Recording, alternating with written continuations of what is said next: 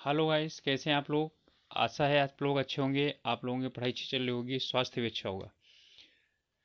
आप सब लोगों का एक बार फिर से आपके अपने ऑनलाइन प्लेटफॉर्म प्रयाग एकेडमी में बहुत बहुत स्वागत है। हम लोग हिंदी से संबंधित कुछ अध्ययन कर रहे थे, जिसमें कि उत्तराखंड ईओ से संबंधित है या किसी भी परीक्षा से संबंधित है, जिसमें कुछ ऐसे टॉपिक लिए गए हैं जो सभी में से पूछे जाते हैं। तो आज हम इसी पर डिस्कशन करेंगे। एक पॉइंट है हमारा समास। तो समास क्या होता है और समास कितने प्रकार का होता है, समास को हम कैसे समझ सकते हैं और समास को हम जानकारी कैसे प्राप्त कर सकते हैं। समास के जो है यानी कि उसके यानी कि जो ट्रिक्स हैं उसके समझने की या जानने की, समास निकालने की और समास विग्रह की। और समास जो है जो आता है उसे हम निर्धारित कैसे करेंगे, इसके विषय में आज हम लोग डिस्कशन करेंगे। तो चलिए सबसे पहले हम लोग शुरुआत करते हैं कि समास क्या है, और फिर समास जो है इसका जो अर्थ है और इसके पद कितने होते हैं, इन सभी चीज़ों का हम लोग आज अध्ययन करेंगे। तो चलिए शुरुआत करते हैं। तो हम लोग सबसे पहले पढ़ते हैं कि समास है क्या, यानी समास की परिभाषा क्या है। हालांकि समास की परिभाषा कभी नहीं पूछता है, लेकिन हम पढ़ेंगे समास है क्या। तो समास जो है यानी कि दो शब्दों से मिलकर बना हुआ है, सम और आस। सम का अर्थ होता है संक्षिप्त और आस का मतलब कथन। यानी इसका मतलब है कि जब हम क्या करते हैं, किसी भी कथन को संक्षेप में लिखते हैं, संक्षेप में कहते हैं, ठीक है, उसी को ही समास कहा जाता है। अर्थात यानी कि जो हमारे शब्द हैं उनका संक्षिप्तीकरण किया जाना क्या होता है, समास होता है। ठीक है। और समास का जो हम यदि करें कि इसका विलोम क्या होता है, ठीक है, तो समास का जो विलोम होता है वो होता है व्यास। ठीक है, समास का विग्रह नहीं होता। यानी कि समास को पदों को अलग अलग करना विग्रह कहलाता है। ठीक है। तो समास का जो विलोम शब्द होता है वो व्यास होता है। ये प्रश्न पूछा जा चुका है। तो यानी कि कथनों कोई भी शब्द हो उनका संक्षिप्तीकरण करना क्या कहा जाता है, समास कहा जाता है। अर्थात दो या दो से अधिक शब्दों से मिलकर बना सार्थक शब्द और जो क्या हो, संक्षिप्त शब्द हो, उसी हम क्या बोलते हैं, समास कहते हैं। ठीक है। तो दो शब्दों से, दो पदों से मिलकर के बना हुआ संक्षिप्त सार्थक शब्द उसे हम समास कहते हैं। इसके बाद है इसमें पद कितने होते हैं। तो किसी भी समास में अमूमन क्या होते हैं, दो पद होते हैं। तो कौन सा, पूर्व पद यानी जिसे हम पहला पद बोलते हैं, और उत्तर पद अथवा बाद का पद यानी कि द्वितीय पद, इसी को ही क्या बोला जाता है, सामासिक पद बोला जाता है। ठीक है। तो दोनों पदों के मध्य किसका, कारक चिन्ह का या संयोजक शब्दों के लोप को क्या कहा जाता है, समास कहा जाता है, जिसके कारण वो छोटा हो जाता है। यानी कि अधिकांशतः या तो कारक चिन्ह का जो है वो मतलब कि लोप हो जाता है, या संयोजक जो शब्द होते हैं, ठीक है, उन शब्दों का लोप हो जाता है, तो वहीं पर होता है समास। इसके बाद है यानी समास शब्द बनाने के, समासिक पद बनने के जो है ना, ये यानी बताया गया है कि समासिक पद कैसे बनता है। इसके बाद है समास विग्रह।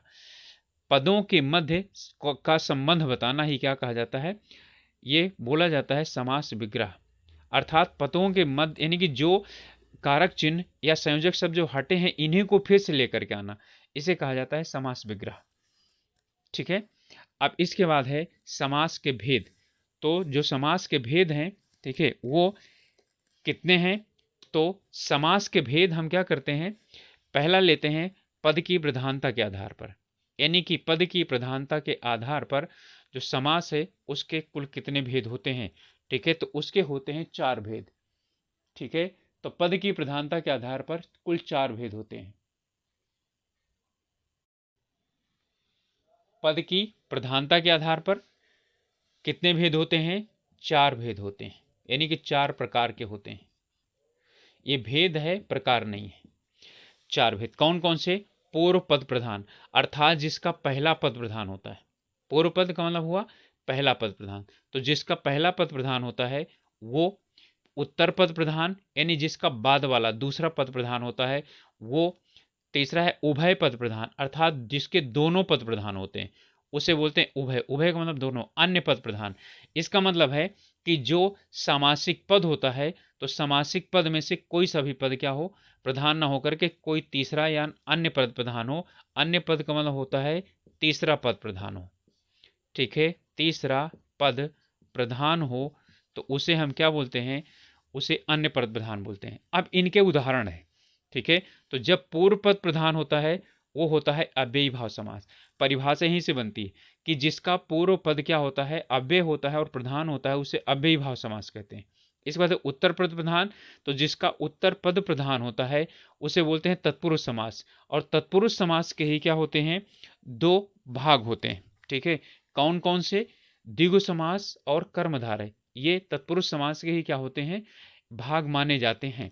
ठीक है, इसके बाद उभय पद प्रधान, तो उभय का मतलब दोनों पद प्रधान, तो कौन सा हो गया, द्वंद्व समास।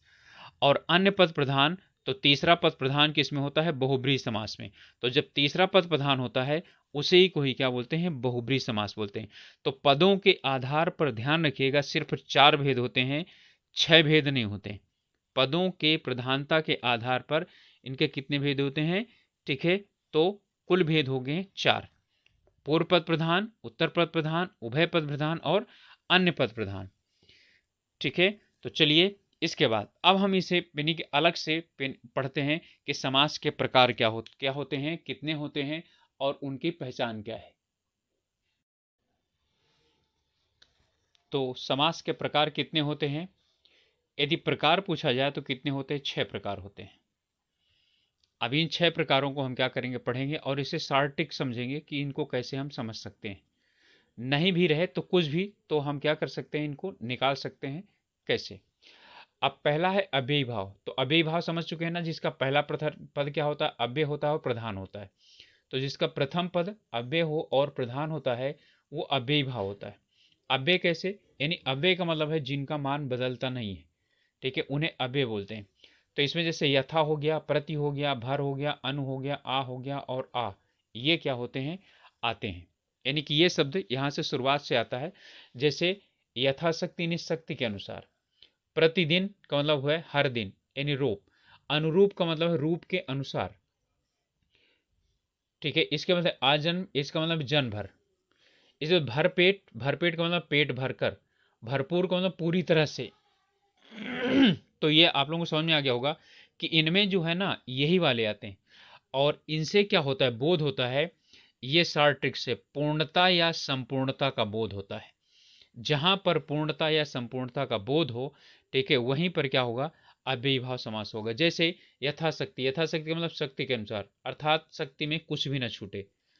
फिर है, इसमें है आजन्म मतलब जन भर के, यानी सुन पैदा हो से लेकर के और ठीक है जब तक जीवित रहा व्यक्ति, ठीक है, यही होगा आजन्म। या आजीवन, आजीवन का मतलब भी होता है, ठीक है, ये यानी कि पूरे जीवन तक। इसी तरह दिनों दिन, हाथों हाथ, ठीक है, तो हाथों हाथ अर्थात हाथ ही हाथ में, इसमें क्या है, ये अव्ययी भाव समास है। तो जहां पूर्णता का बोध हो रहा हो वहां पर अव्ययी भाव समास होता है, ये समझ जाइए, बस हो गया। अगला कह रहा है कि इनमें द्विगु समास जो दूसरा समास होता है वो द्विगु समास होता है।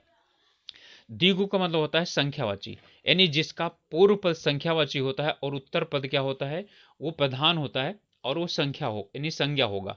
तो प्रथम पद संख्या हो और उत्तर पद क्या हो, जिसका प्रधान हो यानी कि विशेष्य हो। ठीक है, विशेष्य का मतलब संज्ञा हो, उसे क्या बोलते हैं, द्विगु समास बोलते हैं।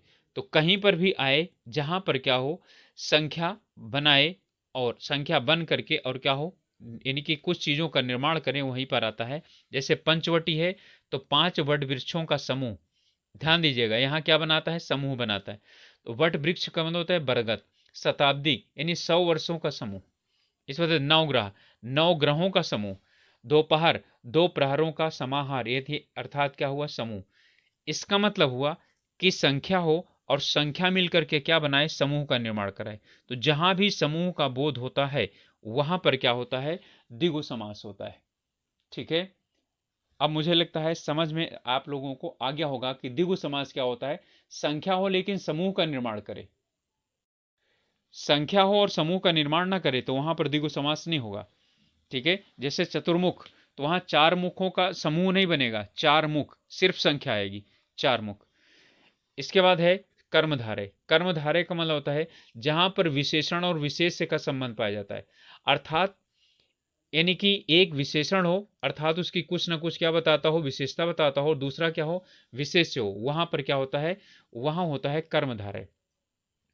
तो यहां पर संबंध किस तरह का, विशेषण और विशेष्य का संबंध बताया, जैसे नील कमल, यानी नीला है जो, यानी कि नीला है जो कमल, ठीक है, तो नीला है जो कमल उसे क्या बोलते हैं, नील कमल, ठीक है, नीला है जो कमल अर्थात नीलकमल। पीतांबर यानी पीला है जो अंबर अर्थात कपड़ा, वो क्या है, पीतांबर, यानी कपड़ा का जो है ना विशेषता बता रहा है। नीलांबर का मतलब नीला है जो क्या, आसमान, तो नीलांबर। पुरुषोत्तम, पुरुषों में क्या है जो उत्तम है, ठीक है, वही क्या है, पुरुषोत्तम। ऋषिवर, ऋषियों में जो है श्रेष्ठ। देखिए ये क्या देता है, ये सामान्य अर्थ प्रदान करता है, क्या प्रदान करता है, ये सिर्फ सामान्य अर्थ प्रदान करता है। तो यहां पर सिर्फ सामान्य अर्थ होता है और उसका, उसमें जो संज्ञा आती है उस संज्ञा की क्या बताता है, विशेषता बताता है, ठीक है। तो यहां पर हमारा ये यानी कि कर्मधारय समास हो जाता है, जहां सामान्य अर्थ प्रदान होता है, विशेष और विशेषण का संबंध पाया जाता है। इसके बाद है द्वंद्व समास। द्वंद्व का मतलब उभय पद प्रधान, जहां पर दोनों पद प्रधान हो तथा बीच में और शब्द छिपा हो, और या तथा यानी कि इन शब्दों का लोप हो रहा हो, वहां क्या होता है, द्वंद्व समास होता है, ठीक है। तो यानी कि खासियत क्या है, इन शब्दों को छिपा हुआ होना चाहिए, ठीक है, दोनों प्रधान हो साथ में इनका भी छिपा हो, यदि ये छिपा नहीं है तो वहां द्वंद्व नहीं होगा। तो दिन रात का मतलब क्या हुआ, दिन और रात। जय पराजय, इसका मतलब है जय और पराजय, जय या पराजय। ये जय और पराजय नहीं होगा, दोनों एक साथ नहीं होता है, ठीक है, या तो जय होगा और या तो क्या होगा, पराजय होगा, तो जय या पराजय। इस वजह हानि लाभ, हानि या लाभ। कतर ब्योत, काटना या ब्योत करना, ठीक है। इसके बाद है धर्माधर्म, यानी कि धर्म और अधर्म, ठीक है, धर्म और अधर्म या धर्म या अधर्म। धनुर्बाण यानी धनुष और बाण, धनुर्बाण का मतलब धनुष और बाण हो जाएगा। गौरी शंकर, गौरी और शंकर, ध्यान दीजिएगा, गौरी शंकर में बहुब्रीहि समास नहीं होगा, गौरी और शंकर, ठीक है, तो यहां पर क्या हो जाएगा, द्वंद्व समास होगा। लेन देन, लेना और देना, यहां पर क्या होगा हमारा, ठीक है, लेन देन में होगा द्वंद्व समास, लेना और देना, तो लेन देन होगा, ठीक है। इसके बाद अगला है देवासुर। देवासुर का मतलब देव और असुर, देव और असुर। फिर कंदमूल फल, कंद और मूल और फल, कंद और मूल और फल, ठीक है, ये तीन हो गए, तो तीन के मध्य और छिपा हुआ है। फिर है खट मीठा, यानी खट्टा और मीठा। 25, ठीक है, 25 का मतलब क्या हुआ, ठीक है, 25 का मतलब है 5 और 20, याद रखिएगा, यहाँ 5 और 20 है, यहाँ द्विगु समास नहीं होगा, यहाँ क्या होगा, द्वंद्व समास होगा। 5 और 20 का मतलब हुआ 25। फिर हरिहर, हरि और हर, हरि का मतलब हुआ विष्णु और हर का मतलब हुआ शंकर, ठीक है। तो ये द्वंद्व समास है। आप लोग कहीं पर भी ये मत सोचिएगा कि सिर्फ इसके आधार पर होगा, नहीं, इसके आधार के बिना भी कई है, जैसे लेन देन, गौरी शंकर, धनुर्बाण, धर्माधर्म, हानि लाभ, देवासुर, खट्टा मीठा यानी खट मीठा, 25 और हरिहर, इनमें कहीं पर भी क्या नहीं है, योजक चिन्ह नहीं है। इसलिए योजक चिन्ह ही द्वंद्व समास का नहीं निर्धारण करता है, क्या करता है, द्वंद्व समास का निर्धारण करता है और या तथा, ठीक है, क्योंकि उन्हीं के बीच में लगता है जो समान होते हैं। यदि अलग हुए तो समान ना हुए तो वहां पर क्या होता है, ये नहीं लगता है। और या तथा ये क्या है, ये समुच्चय बोधक अव्यय हैं, ठीक है, और ये समानाधिकरण समुच्चय बोधक अव्यय होते हैं। चलिए 4 हो गए, अब अगले हम पढ़ते हैं। अगला है पांचवा बहुब्रीहि समास। पांचवा हमारा समास है बहुब्रीहि समास। तो बहुब्रीहि का मतलब होता है, अभी हमने पहले पढ़ा था कि जहां पर क्या हो, जहां पर, ठीक है, यानी कि दोनों पद ना, यानी दोनों पद में से कोई सा पद प्रधान ना हो बल्कि कोई अन्य पद प्रधान हो, वहां पर क्या होता है, बहुब्रीहि समास होता है। ठीक है, तो यहां पर जहां पर दोनों पद मिल करके कोई विशेष अर्थ क्या करते हो, प्रदान करते हो, ठीक है, यानी तीसरा अर्थ प्रदान करते हो, वहीं पर क्या होता है, बहुब्रीहि होता है। ठीक है, तो यहां पर जो लिखे हुए हैं उसका मतलब नहीं होता है, जो कोई दूसरा यानी कि उनके अलावा कोई तीसरा पद होता है वो महत्वपूर्ण रखता है। यहां पर ध्यान रखिए, यहां पर कुछ ऐसे शब्दावलियां हैं जो इसमें आती हैं बहुब्रीहि समास में। जैसे आता है आनन, मुख, आत्मा, परमात्मा, पाणी, धारी, पति, धर और कंठ आदि। इसके अलावा और भी कई हैं जो जहां पर आते हैं वहां पर क्या होता है, आपका बहुब्रीहि समास होता है। ठीक है, तो इसमें उदाहरण है जैसे गजानन, ध्यान से समझिएगा, गजानन यानी गज के समान आनन है जिसके, ये यहां से यहां तक तो क्या हुआ, समा यानी कि कौन सा अर्थ हुआ, सामान्य अर्थ हुआ। यदि यहीं तक होगा तो आगे कुछ नहीं मिलेगा, तो ये हो जाएगा कौन सा, कर्मधारय समास। लेकिन जैसे ही मिल जाएगा अर्थात गणेश, तो गणेश जब मिला तो ये एक तीसरा अर्थ है, यानी कि कौन सा अर्थ है, ये विशेष अर्थ है। ठीक है, जब विशेष अर्थ है तो इसका मतलब क्या चीज हो गया कि ये विशेष अर्थ मिला हमको, तो क्या हो जाएगा, यहां पर बहुब्रीहि समास हो जाएगा। इसी तरह से दशानन, 10 हैं आनन जिसके, अर्थात रावण। इसी तरह से नीलकंठ, ठीक है, नीला है कंठ जिसका, अर्थात शिव। ठीक है, तो इसी तरह से चक्रधर, ठीक है, चक्रपाणी, सचीपति, ठीक है, लक्ष्मीपति, और जो है इसी तरह से किसी का भी आप ले लीजिए। ठीक है, तो इसमें अब धारी है, जैसे चक्रधारी हो गया। ठीक है, पाणी है, पाणी का मतलब होता है हानि, हाथ। ठीक है, जैसे चक्रपाणी या वीणा पाणी, तो वीणा पाणी अर्थात क्या हुआ, वीणा पाणी का मतलब होता है सरस्वती। वीणा है जिसके हाथ में, अर्थात सरस्वती। इसी तरह से आत्मा, तो आत्मा का मतलब क्या हुआ, परमात्मा। ठीक है, यानी कि परम है जो आत्मा, वो क्या हो गया, वो हो गया, इन एक ही होता है और वो होता है बहुब्रीहि समास के अंतर्गत आता है। ठीक है, तो ये हमारा क्या हो गया, बहुब्रीहि समास। इसके बाद है तत्पुरुष समास। तो तत्पुरुष समास का होता है कि जिस समासिक पद में, जिस सामासिक पद में द्वितीया से लेकर सप्तमी विभक्ति का लोप होता है, उसे क्या कहते हैं, उसे हम बोलते हैं तत्पुरुष समास। ठीक है, उसे तत्पुरुष समास के नाम से जाना जाता है। ठीक है, जैसे राजपुत्र है यानी राजा का पुत्र, तो ये राजपुत्र जो है, राजा का पुत्र क्या हो गया, तत्पुरुष हो गया।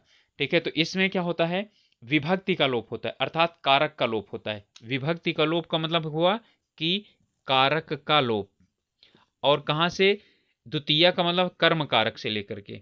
ठीक है, और सप्तमी का मतलब है अधिकरण कारक तक का, जब लोप होता है तो उसे बोलते हैं तत्पुरुष समास। ठीक है, तो तत्पुरुष समास हो गया। अब हम क्या करेंगे, आगे पढ़ेंगे तत्पुरुष समास के क्या प्रकार। तो तत्पुरुष समास के प्रकार, तो तत्पुरुष समास के हम प्रकार पढ़ेंगे या भेद पढ़ेंगे। तो तत्पुरुष समास के 6 भेद होते हैं, क्योंकि ये द्वितीया से लेकर के, यानी कि 2 से लेकर के 7 तक का लोप होता है, तो 2 से 7 तक जो गिनती होती वो 6 होती है।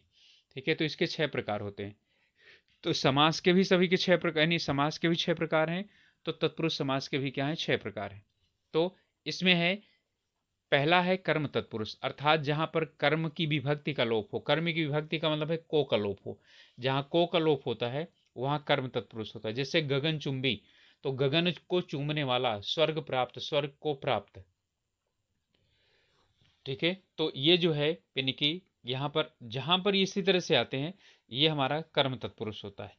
इसके बाद है, ठीक है, कर्ण तत्पुरुष, यानी कि कर्ण का मतलब से, जहां पर से या के द्वारा, ठीक है, के द्वारा या द्वारा का लोप होता है, वहां क्या होता है, कर्ण तत्पुरुष होता है।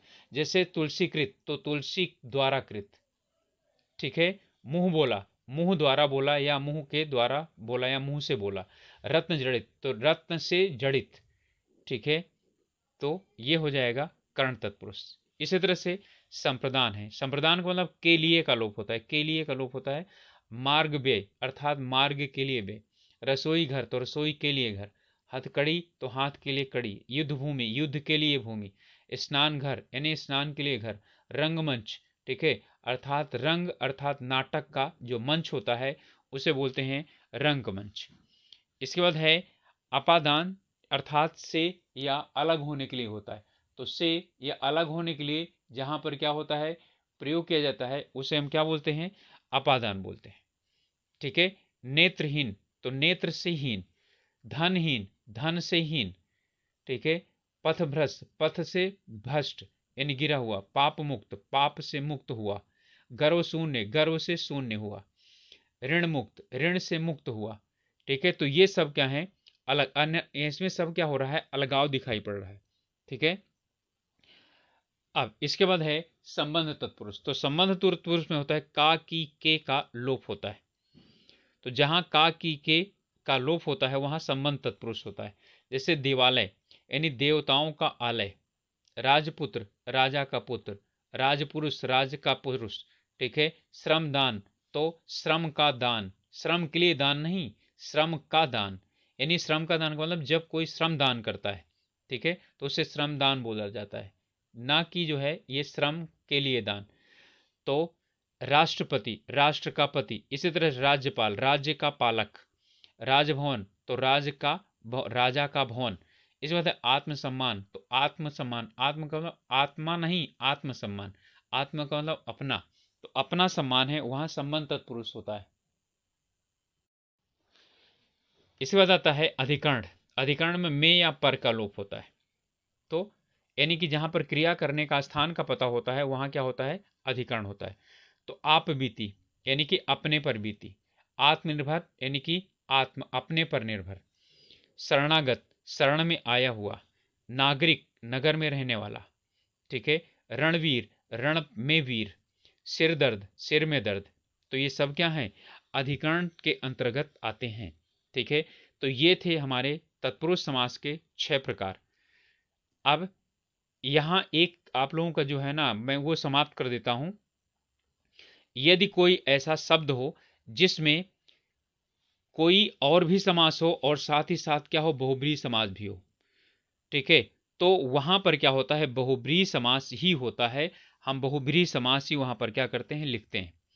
जैसे आप लोगों को समस्या है कि पीताम्बर में, तो पीताम्बर में, ठीक है, तो पीताम्बर में दोनों है, ठीक है।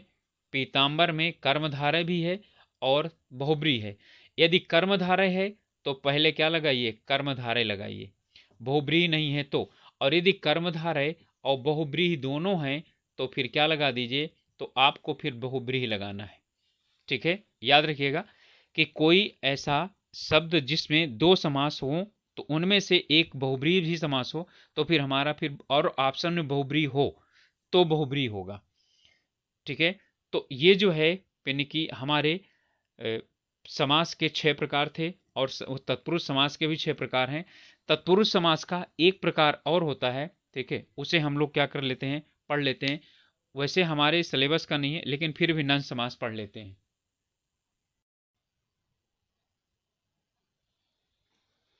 चलिए समास यानी कि हम तत्पुरुष समास के 2 और भेद पढ़ लेते हैं। नंद समास ये भी यानी तत्पुरुष समास का ही एक भाग है। इसमें है जहां पर अभाव या नकारात्मकता का बोध होता है वहां पर क्या होता है, नंद समास होता है। जैसे असभ्य अर्थात अर्थात न सभ्य यानी जो सभ्य ना हो, अनंत ना अनंत यानी जिसका अनंत यानी अंत ना हो, अभाव मतलब ना भाव जिसमें क्या ना हो यानी कि भाव ना हो, भाव ना हो, अनादि ना आदि। इसके बाद है असंभव ना संभव, अलौकिक ना लौकिक। तो यानी कि यहां पर असभ्य अनंत अभाव अनादि असंभव, ठीक है, और क्या हो गया, अलौकिक, इन सब में क्या है, नन समास है। एक और समास पढ़ लेते हैं, वो है अलुक तत्पुरुष, ठीक है। तो अलुक तत्पुरुष का मतलब होता है, इसे अच्छी तरह समझिएगा तभी समझ में आएगा और शायद आप लोगों के लिए नया हो सकता है। जहां पर पूर्व पद में कारक चिन्ह किसी न किसी रूप में क्या होता है, उपस्थित रहता है, उसे अलुक बोलते हैं, ठीक है, वहां पर अलुक तत्पुरुष होता है। यानी तत्पुरुष जो है ना, इसका मतलब है पूरी तरह से वहां पर जो विभक्ति चिन्ह है वो क्या होता है, वो समाप्त नहीं होता। ये संस्कृत में पाया जाता है। ठीक है, अब यहाँ पर है जैसे मृत्युंजय, तो मृत्युंजय का मतलब हुआ, ठीक है, यहाँ पर मृत्युन में तो मृत्युम है। ठीक है, तो मृत्युम, तो मृत्यु को, ठीक है, तो मृत्यु को, तो मृत्यु को जीतने वाला, मृत्युम। तो यहाँ पर जो है ना, आपका जो माँ है वो क्या है, ये वाला, ये उपस्थित है, ये चिन्ह है, कारक चिन्ह है। इसी तरह से धनंजय, तो धनम और जय, यानी कि धनम, धनम का मतलब होता है कुबेर, तो कुबेर या धन को जीतने वाला, यानी कि अर्थात कुबेर को जीतने वाला, ये हो गया। लेकिन यहां सिर्फ इतना ही इतना होगा। ठीक है, लेकिन जैसे मृत्यु को जीतने वाला अर्थात शिव कह देंगे तो वहां क्या हो जाएगा, बहुब्रीहि समास हो जाएगा। ठीक है, जब अलुक तत्पुरुष पूछेगा तभी ये उदाहरण देगा, वहां पर फिर तत्पुरुष यानी कि बहुब्रीहि नहीं होगा, क्योंकि इन दोनों में बहुब्रीहि है। मृत्युंजय का मतलब मृत्यु को जीतने वाला अर्थात शिव, बहुब्रीहि। धनंजय यानी कि धनम अर्थात कुबेर को जीतने वाला अर्थात अर्जुन। ठीक है, तो ये अर्जुन के और शिव के नाम है, और भी इनमें कई हैं, लेकिन जब अलुक तत्पुरुष याद रहे, अलुक तत्पुरुष पूछा जाएगा तभी ये उदाहरण होंगे, वहां बहुब्रीहि समास नहीं होगा। और मैं पहले बता चुका कि यदि बहुब्रीहि समास भी है तो क्या करेंगे, आप बहुब्रीहि समास को पहले यानी कि लगाएंगे, बहुब्रीहि समास यदि उसमें हो रहा है तो बहुब्रीहि समास ही क्या हो जाएगा, आपका समास हो जाएगा। मुझे लगता है कि जो इसमें ट्रिक है वो आप लोगों को समझ में आ गई होगी। नहीं समझ में आया हो तो एक बार फिर से देख लीजिए। इसलिए उदाहरण मैंने कम दिए हैं, ट्रिक बताने की ज़्यादा कोशिश की है। आप लोगों को यदि ट्रिक याद रहेगा तो क्या हो जाएगा, आप लोगों को अच्छी तरह से आप लोग इनको पहचान लेंगे। ठीक है, तो मिलेंगे अगले वीडियो में, तब तक के लिए आप अपना ध्यान रखिए। एक रिक्वेस्ट फिर है कि अभी तक आप लोगों ने चैनल को सब्सक्राइब नहीं किया है तो प्लीज़ सब्सक्राइब कर लीजिए, और साथ ही साथ अपने ग्रुप्स में शेयर कर सकते हैं, जिससे कि कुछ लोग और भी जुड़ना चाहें तो जुड़ सकते हैं हम लोगों के साथ में। प्रयास हम लोगों का कैसा रहा, ठीक है, आप ज़रूर बताएं तो ज़्यादा सही रहता है। ओके, तो अपनी पढ़ाई पर ध्यान दीजिए, अब ज़्यादा समय नहीं रह गया है। और ये जो हैं हिंदी के जितने भी इसमें वीडियो आप लोगों को उपलब्ध कराए जा रहे हैं, ये सिर्फ इन्हीं परीक्षाओं के लिए नहीं, सभी परीक्षाओं के लिए, ठीक है, यानी बराबर उपयोगी हैं। तो इन्हीं शब्दों के साथ मिलते हैं अगले वीडियो में, तब तक के लिए ऑल द बेस्ट।